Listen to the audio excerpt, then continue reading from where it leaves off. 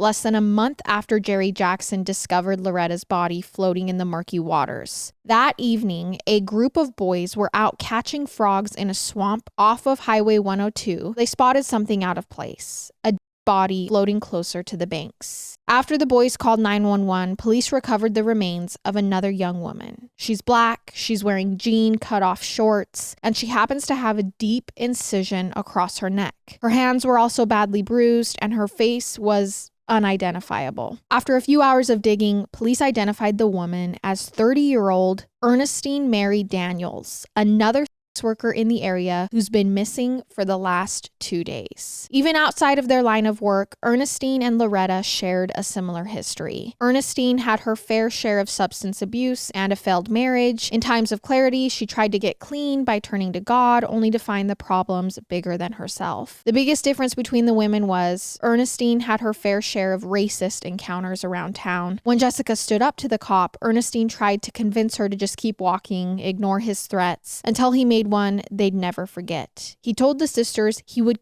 kill them the next time he saw them. When Jessica called the local police station to report the threats, she claimed they just laughed at her, refusing to file an actual report, which would be so frustrating to be like, hey, I was walking home, one of your cops severely mistreated us, and they do not take you seriously at all. Now, after Jessica heard about her sisters, this encounter obviously stood out like a sore thumb. But rumor had it, Ernestine was dealing with a few other shady characters on the last night she was seen alive. That was June 16th, 2005, when Ernestine was spotted with 2 clients, a man named Byron Chad Jones and his friend Lawrence Nixon.